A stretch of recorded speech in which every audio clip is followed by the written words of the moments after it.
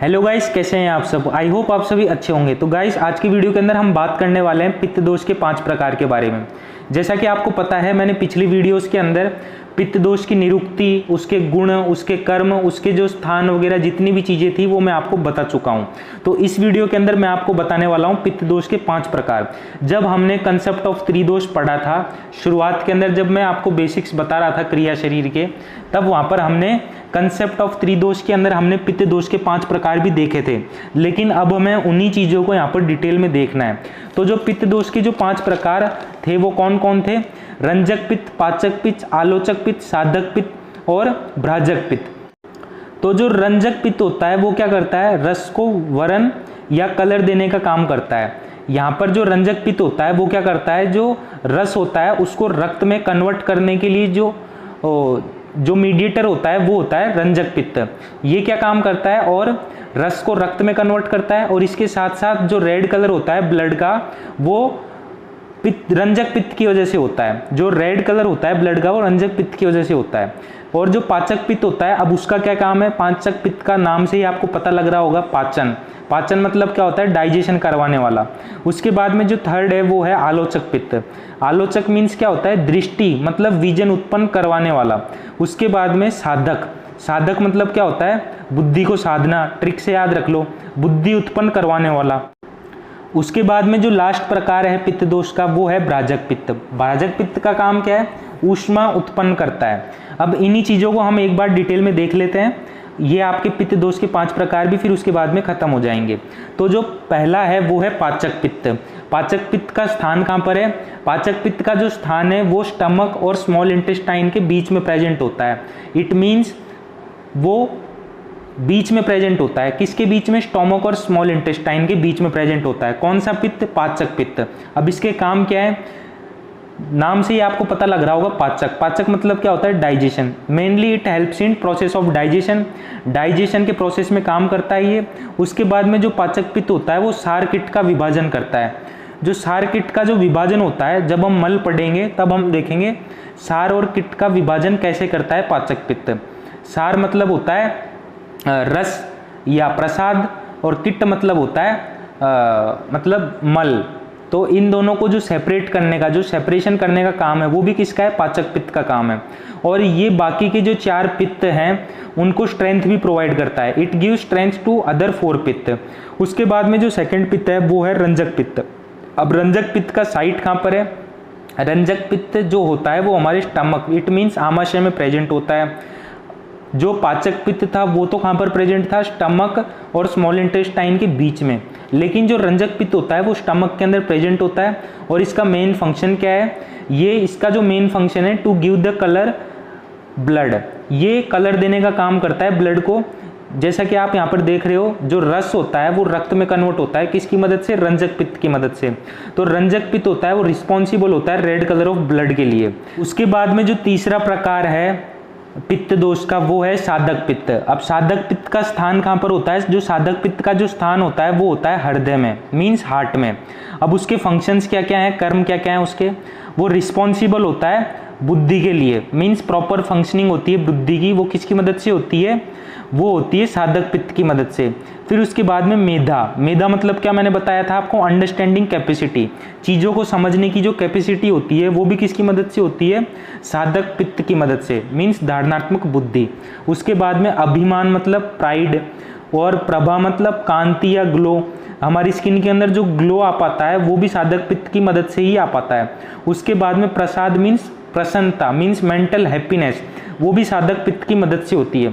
जब भी आपके सामने साधक पित्त आ जाए, आपको ट्रिक याद आनी चाहिए, साधक पित्त मतलब बुद्धि को साधना।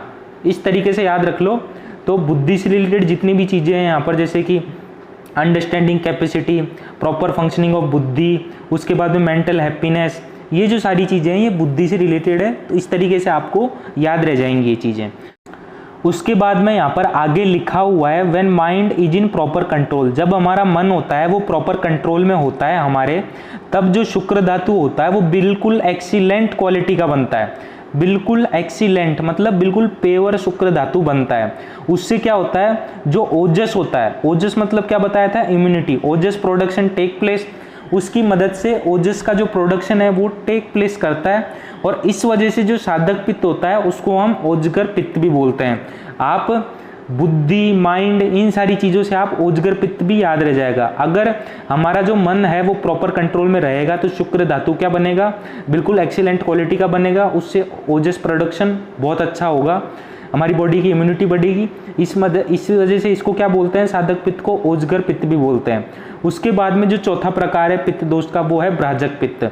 अब भ्राजक पित्त का जो स्थान होता है वो कहाँ पर होता है, हमारी त्वचा के अंदर, इट मीन्स हमारी स्किन के अंदर भ्राजक पित्त का स्थान होता है। उसके बाद में जो फंक्शनिंग है, जो फंक्शन है भ्राजक पित्त के वो क्या क्या है। अब इसका स्थान अगर हमारी स्किन के अंदर है तो ये क्या करेगा, कलर मेंटेन करेगा हमारी स्किन का और कॉम्प्लेक्शन देगा हमारी स्किन को। उसके बाद में नॉर्मल टेम्परेचर होता है वो हमारी बॉडी का, वो भी फंक्शन है किसका, भ्राजक पित्त का। उसके बाद में जो हम मेडिकेटेड ऑयल या घी लगाते हैं अभ्यंग के टाइम पर, मतलब मसाज करने के टाइम पर जो हम हमारी स्किन पर ऑयल या घी लगाते हैं हमारी स्किन के ऊपर, उसको एब्जॉर्ब कौन कर लेता है, स्किन कर लेती है एब्जॉर्ब। उसको एब्जॉर्ब करने के बाद में जो भ्राजक पित्त होता है उन ऑयल या उन घी को डाइजेस्ट करवाने का काम कौन करता है, भ्राजक पित्त करता है। फिर उसके बाद में जो लास्ट प्रकार है पित्त दोष का वो है आलोचक पित्त। आलोचक से आपको समझ में आ जाना चाहिए, यहाँ पर नेत्र की बात होगी, तो यहाँ पर जो स्थान है आलोचक पित्त का वो क्या है, नेत्र, इट मीन्स चक्षु या आइस कह लो। उसके बाद में जो फंक्शन है वो है विजन, मतलब देखने में मदद करना। तो ये 5 प्रकार हो गए पित्त दोष के। एक बार मैं वापस से फटाफट रिपीट कर देता हूँ। तो सबसे पहले हमने यहाँ पर क्या पढ़ा था, पाचक पित्त पढ़ा था। इसका स्थान कहाँ पर था, स्टमक और स्मॉल इंटेस्टाइन के बीच में था। फंक्शन क्या क्या थे इसके, एक तो ये डाइजेशन के अंदर मदद कर रहा था और सार्किट के विभाजन के अंदर काम कर रहा था, और ये स्ट्रेंथ प्रोवाइड कर रहा था बाकी के 4 पित्तों को। उसके बाद में हमने नेक्स्ट देखा रंजक पित्त। इसका स्थान कहाँ पर था, स्टमक में। मेन फंक्शन क्या था, कलर देना, किसको, ब्लड को। It is responsible for colouring of blood. उसके बाद में जो थर्ड टाइप है पित्त दोष का वो है साधक पित्त। इसकी साइट कहाँ पर थी, हृदय में। Responsible of proper functioning of बुद्धि, अंडरस्टैंडिंग कैपेसिटी, अभिमान, प्रभा मीन्स कांति या ग्लो, स्किन का जो ग्लो होता है वो भी साधक पित्त की मदद से होता है। मेंटल हैप्पीनेस, और जब हमारा मन होता है वो प्रॉपर कंट्रोल में होता है तब शुक्र धातु क्या बनती है, एक्सीलेंट बनती है। इस वजह से ओजस प्रोडक्शन बहुत अच्छे से हो पाता है। इस वजह से साधक पित्त को क्या बोलते हैं, ओजगर पित्त बोलते हैं। उसके बाद में जो चौथा प्रकार है पित्त दोष का वो है भ्राजक पित्त। भ्राजक पित्त का स्थान कहाँ पर है, स्किन के अंदर है स्थान इसका।